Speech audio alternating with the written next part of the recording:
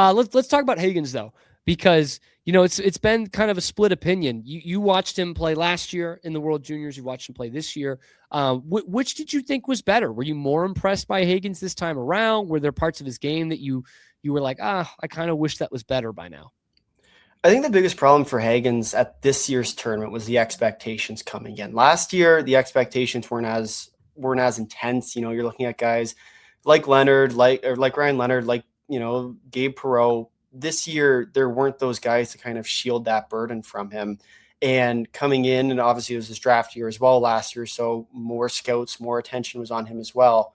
So I think this year's tournament, where you're a drafted guy, you have an expectation to lead this U.S. team, that's really what hurt him early in this tournament, because he played perfectly fine. He got to his point total, which he should be at, but it took him a little bit to get going. And because these tournaments are so short, it's extra attention that goes on him. And I think that in many ways, that's the reason why most people are so split on it, because they didn't watch his tournament last year as close, because it wasn't as, he was more of a draft prospect. It was, is he going to do well? Is he not? This year was, he should be the guy leading this team. The first game or so, I wouldn't say he led the team, but towards the end of the tournament, he found his way back. And I think that's the kind of game that Bruins fans can be expecting throughout his time in Boston. Speaking of his time in Boston, when do you think that starts? That's a good question. Especially with this weird year the Bruins are having too, right? Like, it's not like they just suck and you're like, yeah, give them a run of games, let's see, they could be fighting for playoff spots at that point. The thing that scares me the most about bringing him up is bringing him up too early. And we saw that a little bit with Matt Poitras. He kind of the same run of the mill. He ran to the juniors. They brought him in early. Then they sent him to the juniors.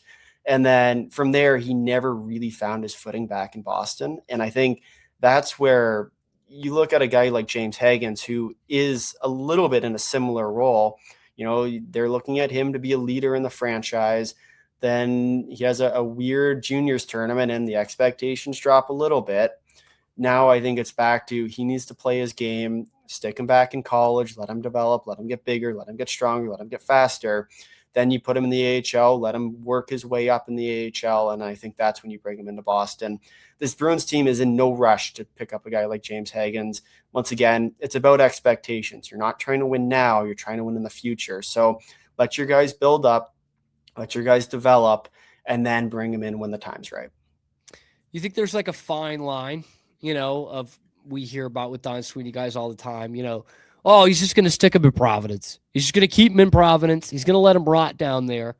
And I think what makes the Hagens thing so interesting is, like, yeah, maybe you can argue he's letting Lysell and Merkulov and, I guess Poitras, he's still pretty young, rot in Providence. All right, fine. You want to say that?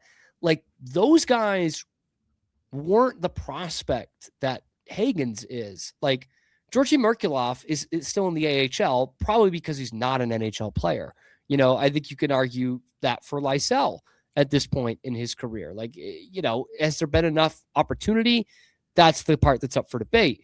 But you think there's kind of a fine line there of, like, how much James Hagens is playing in the AHL versus figuring it out at the NHL level when you've used a top 10 pick on him?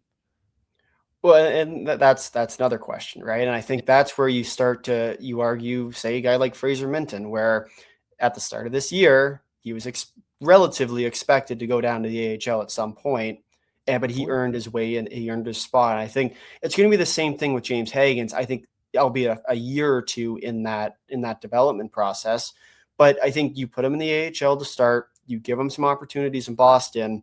If he can't prove himself there, you send him back down and you let him develop his game, continue to develop his game. But I don't think this is a fire drill of a team right now that, needs that number one center that is expected of him. I think you let him develop his game, you put him with some skilled players and see if he can find and develop into that role for this team into the future. Because once again, it's not an immediate thing. And that's one thing Bruins fans have to wrap their heads around is this team has enjoyed a lot of success in the last decade or 2 decades now. they need to realize that it's not going to happen this year. It's not going to happen next year. But, 2, 3, 4 years down the line, that's where there's potential for this Bruins team to be back to being that competitive team as a staple team as well, where they have the prospects that continue to replenish. That's made them so good all these years. Mm-hmm. And by the way, the channel is On the Fly on YouTube. And if y'all haven't checked this out, man, like Parker goes pretty in depth with all these games, all these prospects, World Juniors. Like, it seems weird to say that is his Christmas because it's just right after Christmas, but that is his Christmas, is the World Junior Tournament. I do want to talk about some of the guys who have not been drafted yet. This is, I think, one of the most intriguing parts about the World Juniors every year are those guys who have not been claimed by a team. Who stood out to you? Could be one guy, could be a couple of guys. Who stood out to you in this tournament from these guys who are in their draft year? So what I'd say is there was one player to me that stood out above everyone else, and it's not who you expect. It's not Gavin McKenna. It's not Ivar Stenberg.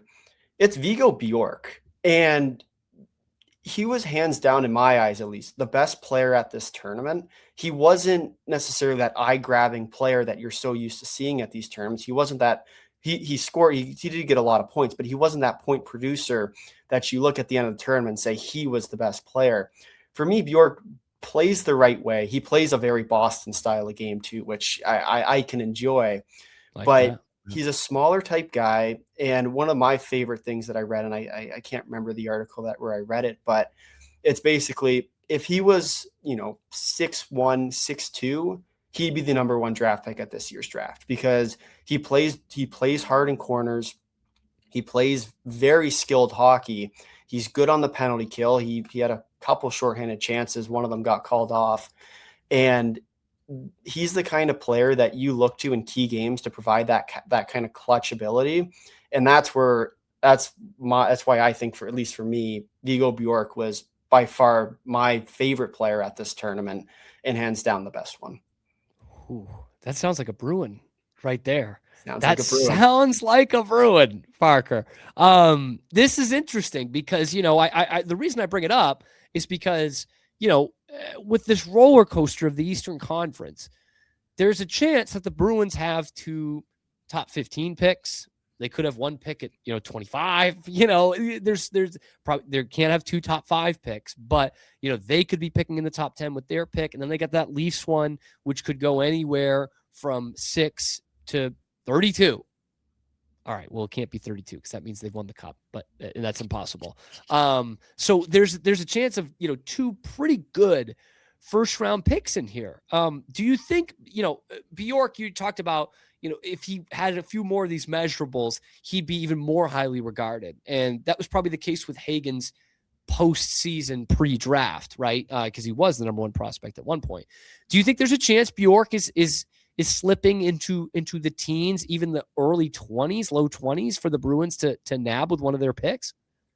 I wouldn't say he's going to fall that far. And I think right now he's projected around top 5, but I could see him falling to 10 because once again, it depends on what teams are looking for, especially in that kind of 4 to 8 range where those teams are looking for specific pieces, whether it be defensemen, whether it be, centers, which Bjork can play, but I think I see him more as a winger. I just think that there is a potential for him to fall. I don't know if that's going to be the case, but if I'm the Bruins, I wouldn't mind trading down and trying to, even if you trade those 2 picks to trade down for it, that could be something that I could very much get on board with. Did you get a good look at Chase Reed? I did. I thought he was good. And I especially when Cole Hudson went down, I thought he kind of stepped into that role that you were hoping he would. I once again, it's a right-hand shot defenseman. You don't come across them very often, but he's a pretty good one at this draft. Once again, not my eyes the best player at this tournament, but one that could definitely grow into that role, especially down the line. He's kind of got what you're looking for with the size, with the skill, with the skating. But if you're asking me about the player that I like the most, and I get excited about that part, Yeah. is I like to look at it like as the tournament, like right now, who's the best one. Bjork for me was that guy. But once again, Reed was pretty good. Verhoff's another one, that right-hand shot defenseman that he has the size as well. Looked a little bit like I don't want to call him a donkey, but a bigger guy, tough moving around. He was able to skate, especially when ice started to sort of stretch itself out, but a little bit tough moving side to side mobility wise, especially when the game got physical. We saw him kind of shy away from it a little bit. That was one of the areas that I thought he'd be kind of step into that role. Right. Especially as a bigger guy. That's, he's kind of wasted size at that point. And as time goes on, he'll learn to grow into that role. I have no doubt of that, because at the end of the day, you're bidding on potential, and there's no better team than the Bruins that are going to be able to sort of use that size, especially with the way that their defensemen play. But I do think that especially as a right shot defenseman again, but he's probably going to end up in the top 3 just because of, the defenseman aspect, the right-hand shot, the size, and the skating ability too is pretty good as well.